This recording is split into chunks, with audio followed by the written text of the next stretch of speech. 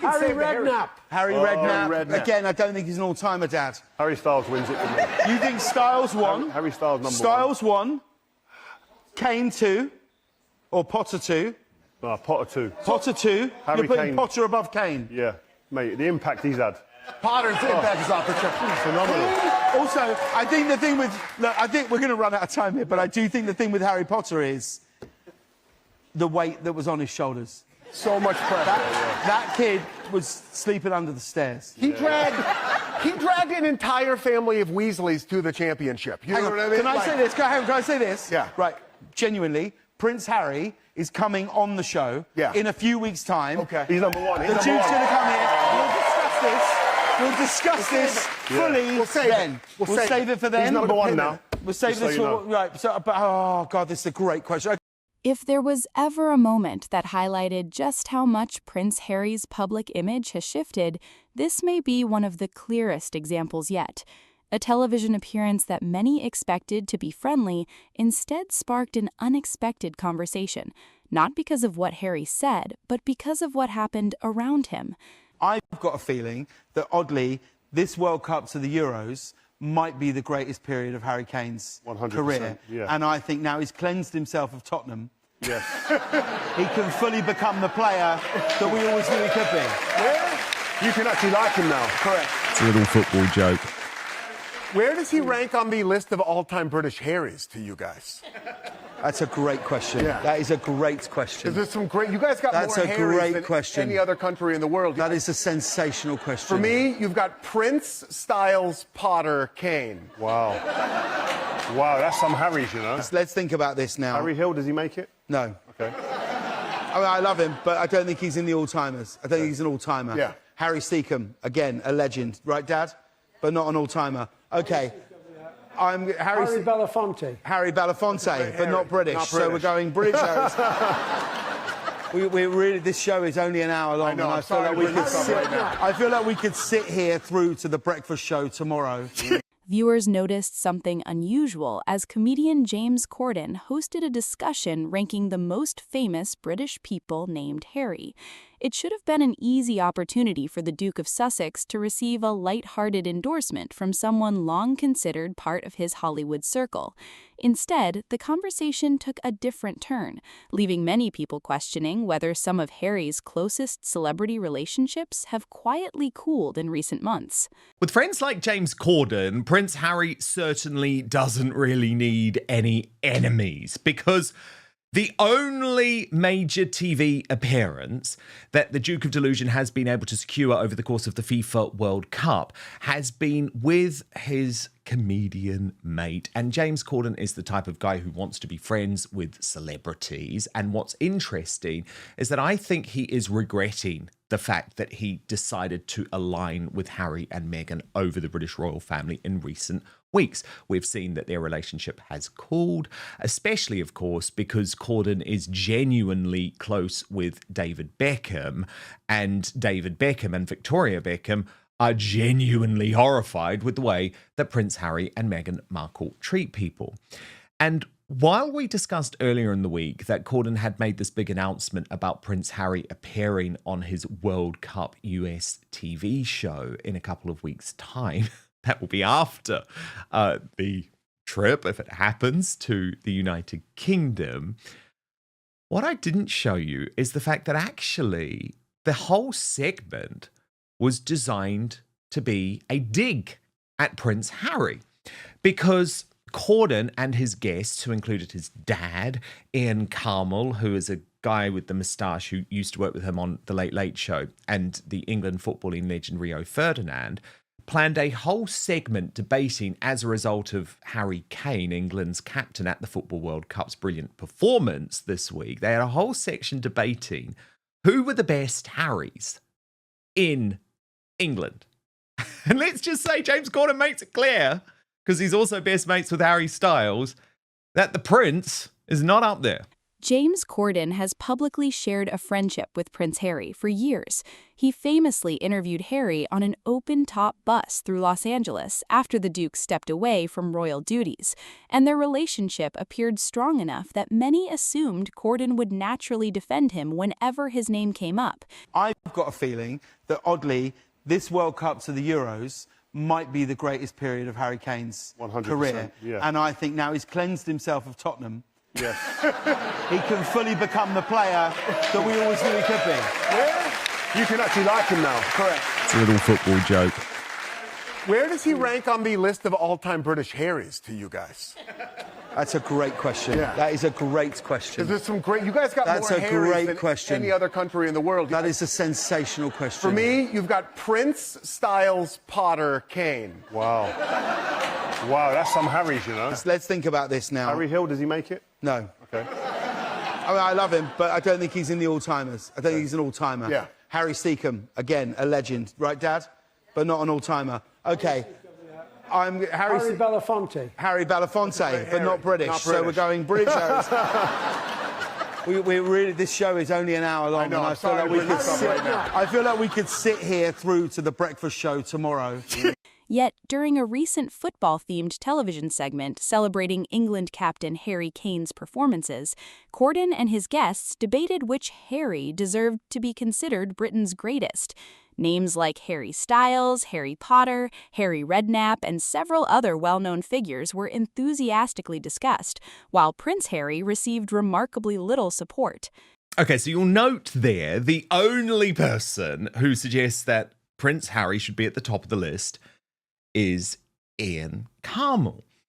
But I kept thinking as I was watching this, because I know what Corden's like, and remember he was given this role at Prince Harry and Meghan Markle's wedding, I kept thinking, oh God, he's going to have to intervene. You know, he's going to have to back Prince Harry at some point. But he did quite the opposite. Watch. What caught viewers' attention wasn't simply that Harry failed to top the list. It was that Corden himself never seriously argued his friend's case. Instead, he appeared far more enthusiastic when discussing Harry Styles and even the fictional Harry Potter.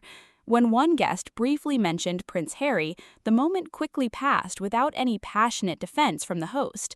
Eventually, Corden jokingly acknowledged that Prince Harry would soon appear on his program and suggested they could settle the debate then, but by that point, the tone of the conversation had already made an impression. Harry Redknapp. Harry Redknapp. Again, I don't think he's an all-timer, Dad. Harry Styles wins it for me. You think Styles won? Harry Styles number Styles won. Kane 2. Or Potter 2. No, Potter 2. Potter 2. Harry You're putting Kane. Potter above Kane. Yeah, mate, the impact he's had. Potter's impact is off the chart. Phenomenal. Also, I think the thing with... Look, I think we're going to run out of time here, but I do think the thing with Harry Potter is the weight that was on his shoulders. So much pressure. That kid was sleeping under the stairs. He dragged an entire family of Weasleys to the championship. You know what I mean? Can I say this? Can I say this? Yeah. Right. Genuinely, Prince Harry is coming on the show in a few weeks' time. Okay. He's number one. The Duke's going to come here. We'll discuss this fully We'll save then. it. We'll save it for then. He's number one now. We'll save Just so this you for... know. Right. So, but, oh, God, this is a great question. For many watching, it felt less like playful banter and more like an awkward indication that celebrity friendships don't always translate into public loyalty. I mean, as I say, with friends like that. Harry Meghan's spare posted, of course, Harry's on James Corden's new TV show. Bullies always flock together, so it's a perfect match. His wife plays the exact same game. Meghan Markle and Chrissy Teigen, two peas in a toxic pod. The timing of the discussion has fueled even more speculation, because Harry and Meghan's relationships within celebrity circles have been under increasing scrutiny. Reports over the past year have suggested that some once close friendships have become more distant. But P. Dinah, look, I had heard things had certainly cooled between James Corden and Prince Harry because Corden effectively sided with David Beckham over Harry and Meghan. Let's be honest, David and Victoria Beckham are more fun to be around than Harry and Meghan. particularly following a series of highly publicized interviews, documentaries, and memoir revelations that generated widespread debate. Although none of the individuals involved have publicly confirmed any falling out, observers have increasingly pointed to subtle moments, changing social circles, and fewer public appearances together as signs that dynamics may have shifted. But clearly they're close enough for him to still secure a booking for Prince Harry to appear on this show. And that could end up being, P. Dinah, the first interview to talk about what has actually gone down in the UK. I mean, we don't know if Harry plans to sit down at this point with Tom Bradby of Woke ITV or anything like that, but it's a potential big scoop for James Corden. One relationship frequently mentioned in these discussions is the connection between Harry, Meghan, and David and Victoria Beckham. For years, the Beckhams were seen as trusted allies of the royal Sussexes, attending their royal wedding and appearing to enjoy a genuine friendship. However, media reports later claimed tensions emerged after allegations that private information had been leaked to the press. But he couldn't bring himself, P. Dinah. He could not bring himself to say Prince Harry should even be in the top 3 English Harrys. And I know you can just dismiss that or laugh about that. But actually, that is James Corden saying, no, I prefer a fictional character. I prefer my other really good mate, Harry Styles, to the prince. I thought it was really telling, actually. Those claims were publicly denied, but the reports nevertheless fueled speculation that the once close relationship had significantly deteriorated. Since James Corden has maintained a long-standing friendship with David Beckham, some royal commentators have questioned whether that may have influenced where his loyalties now lie, although there has been no public confirmation from Corden himself. Regardless of whether those theories hold any truth, the television exchange became another example of how public perception can change through small moments rather than major headlines. A brief comedy segment about famous people sharing the same first name suddenly became part of a much larger conversation about Prince Harry's current standing, not only within Britain, but also among celebrities who once seemed firmly in his corner. They're trying to, align, be friends. But yeah, I think that's very telling because in the silence of that, you can see he's not in agreement with a lot of things I think that Harry and Meghan are doing, Harry, his friend. And, when he has a chance to vouch for him, he won't. Sometimes silence, hesitation, or even a joke can attract more attention than a direct statement, especially when audiences are already watching closely for signs that relationships have evolved. In today's media environment, even a lighthearted conversation can quickly become a talking point that raises bigger questions about reputation, loyalty, and the changing dynamics surrounding one of the world's most closely watched public figures. Away from the television studio, another debate was unfolding that placed Prince Harry back at the center of public discussion. Much of the focus shifted to his planned visit to the United Kingdom and the continuing disagreement surrounding his security arrangements. Actually, on the right side of the issue, I have to say, for once, posting, the Ginger Whinger is throwing yet another tantrum because he wants the British taxpayer to pay for his security despite doing 0 royal duties and trashing his family for gazillions of dollars. Anyone have a tiny violin? But then that race-baiting leftist Narendra Kaur chipped in saying, tiny violin? The trip is for the Invictus Games, a charity supporting wounded and injured service personnel and veterans. Meanwhile, taxpayers have spent vastly more protecting Prince Andrew, a disgrace of a man who brought disgrace to the institution. Crucially, Meghan Sussex, doesn't she sound stupid saying that, has had credible death threats, and Prince Harry is the son of the monarch. Piers, you sound jealous. Since stepping back from royal duties in 2020, Harry's protection has remained one of the most contentious issues involving the Sussexes. He has consistently argued that the current security measures are insufficient for his family, particularly if Meghan, Prince Archie, and Princess Lilibet travel with him. That position has led to years of legal challenges and public disagreement over who should ultimately be responsible for providing and funding that protection. At the same time, commentators questioned whether Harry's latest UK visit would provide an opportunity to improve relations with members of the royal family or simply reopen old wounds. Several reports suggested that discussions were taking place behind the scenes regarding possible meetings with King Charles III, while other reports claimed there was still uncertainty over exactly how the visit would unfold. Since her cancer diagnosis is stripped drama out of her life. And what William has also tried to do is protect her. So this idea that in some way, and I sort of see what Us Weekly are trying to do here, what they're trying to do is yet again put out there that William and Catherine are divided. And they're divided on this issue. I don't believe that. It certainly hasn't been my reporting, P. Diner.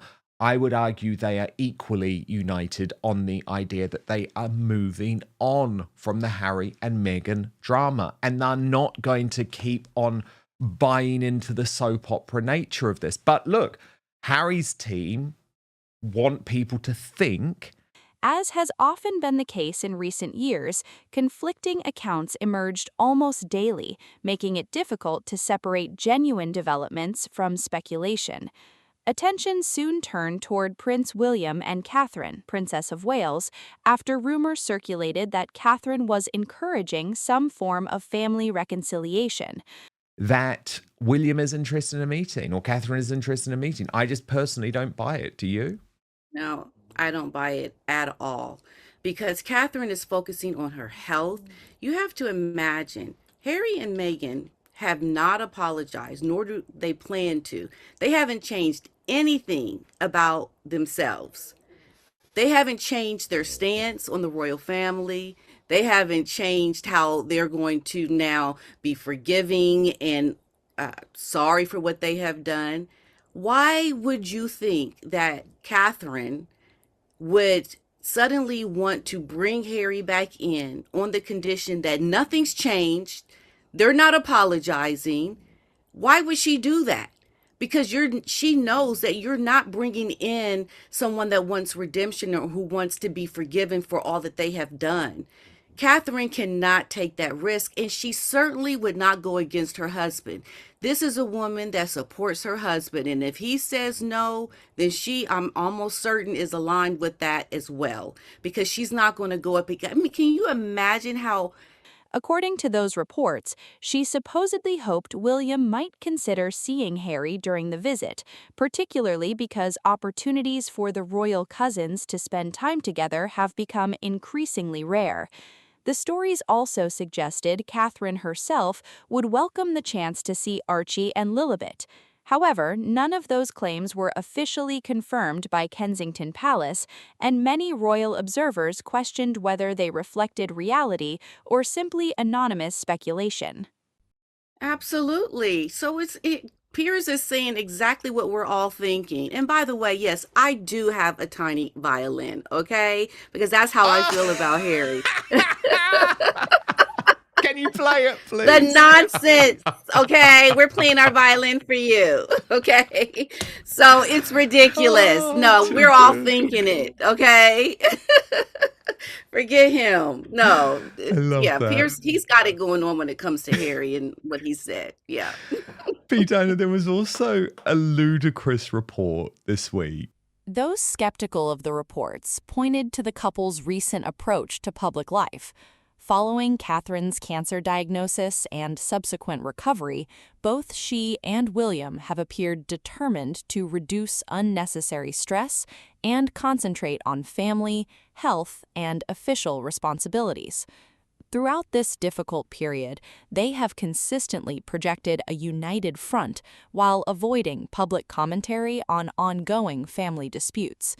Because of that, many commentators argued it seemed unlikely they would voluntarily step back into a situation that could generate another cycle of headlines and controversy. Supporters of this view also noted that the core issues between the brothers remain unresolved.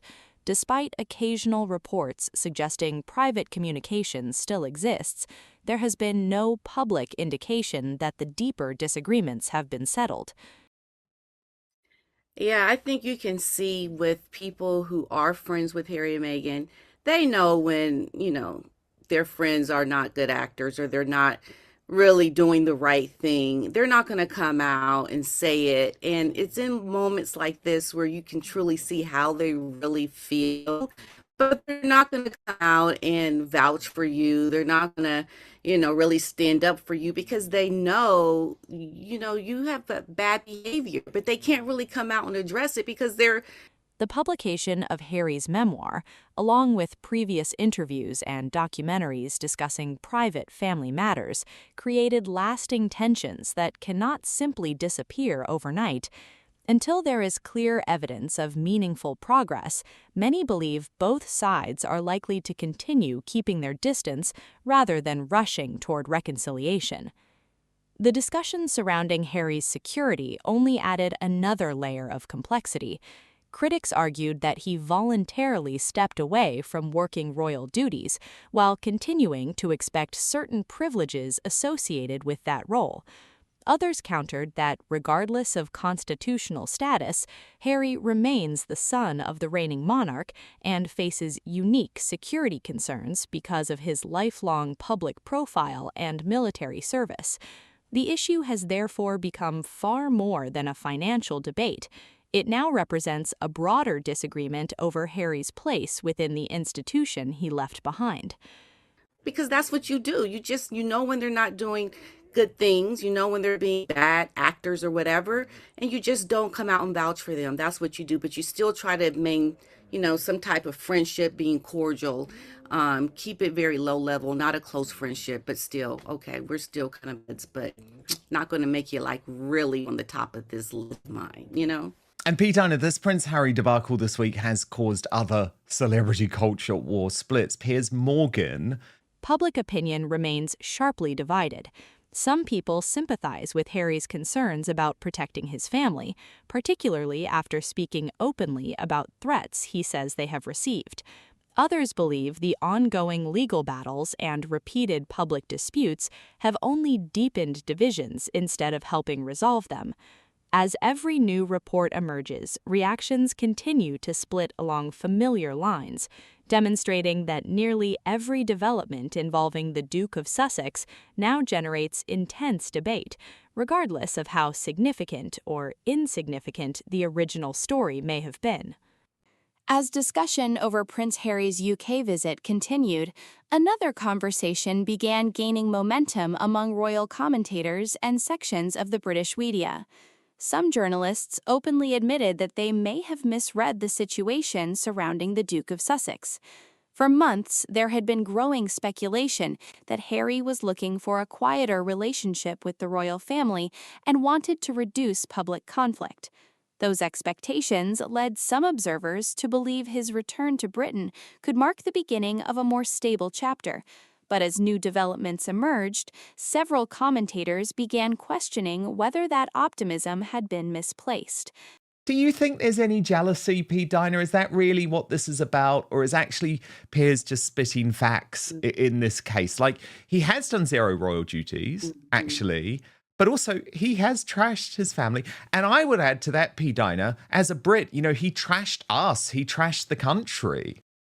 The stories about Harry and Meghan, the establishment and the media are working overtime to suppress. I'm Dan Wootton. This is Outspoken. Subscribe right now for free if you want the truth straight. The argument centered on a familiar pattern. Every time hopes of reconciliation appeared to grow, another disagreement seemed to dominate the headlines. Whether it involved security arrangements, legal proceedings, or conflicting reports about private family conversations, the atmosphere rarely remained calm for long. Critics argued that these recurring disputes made it increasingly difficult for trust to be rebuilt, while supporters of Harry maintained that many of the stories circulating in the media relied heavily on anonymous sources rather than verified facts. Questions also surfaced about whether private meetings between Harry and King Charles could take place during any future visit. Reports suggested that communication channels between father and son had never been completely closed, even if contact remained limited. At the same time, commentators noted that any meeting would likely be handled with extreme caution, given the publicity surrounding previous encounters. Earlier private discussions between the two had quickly become the subject of widespread media speculation, prompting concerns within royal circles about maintaining confidentiality going forward. One issue that attracted particular attention was where Harry and his family might stay if they traveled to Britain together. Reports indicated that accommodation within a royal residence had been discussed, offering significantly higher levels of security than private alternatives. And it just shows, I think, the desperations that some of the American media, the American tabloid media are going to try and sort of bring William and Catherine into this. Now, I would say William and Catherine have been very strong, which is that they had their red line, Harry crossed it, and they just don't want the drama. They don't talk about it. They're not changing their position. They're certainly not briefing about it. But I want to ask you what's really going on here and why Us Weekly is trying to do this. They posted this story as an exclusive, and they claimed Kate Middleton, because of course they call her Kate, not Catherine, is trying to convince Prince William to see brother Harry's family on UK visit. And they said that according to this source, there is no expectation that William attends the visit, but that could change. And they quoted this insider saying, "At this time, William is not planning to be there, but things could change. Kate has been trying to convince William to meet Harry, Meghan, and the kids. She is interested in seeing the kids as well. These opportunities to see Archie and Lilibet haven't happened before, so when they found out they were coming, it was a shock. They are trying to make this work because the opportunities are so limited. She is hoping that William will show up, but she will respect his decision." And I'm sorry, Pete, I just don't buy that. I just do not buy that, because what Catherine has tried to do... However, there was no confirmation that such arrangements had been finalized. The uncertainty over travel plans only added to public curiosity, especially regarding whether Meghan, Archie, and Lilibet would accompany Harry or remain in California. While these questions dominated newspaper headlines, many royal observers argued that the larger challenge extended beyond logistics. They suggested that rebuilding damaged relationships would require more than carefully planned meetings or temporary visits. Years of public interviews, documentaries, memoirs, and legal disputes have created deep divisions that cannot easily be resolved through a single family gathering.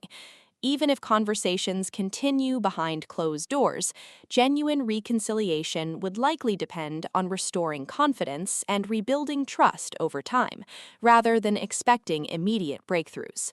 Meanwhile, public opinion continued evolving as more people revisited Harry's role within the monarchy. Some commentators argued that despite stepping back from official duties, Harry still attracts extraordinary public interest because of his position within the royal family. Others countered that remaining in the spotlight while criticizing the institution has made it increasingly difficult for many people to separate his personal choices from his royal identity. That tension has become one of the defining themes of his post-royal life, with every appearance, interview, or legal development reigniting the same broader debate about the future of the monarchy, public accountability, and whether fractured family relationships can ever truly be repaired under the constant pressure of global attention.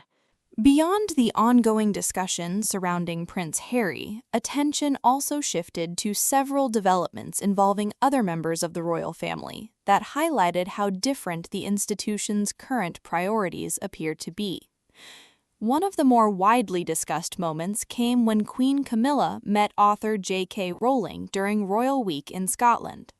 Official photographs of the meeting focused on their shared commitment to encouraging children's literacy and improving access to books for young readers. While the engagement centered on education, it also attracted wider public attention because Rowling has remained one of Britain's most debated public figures in recent years.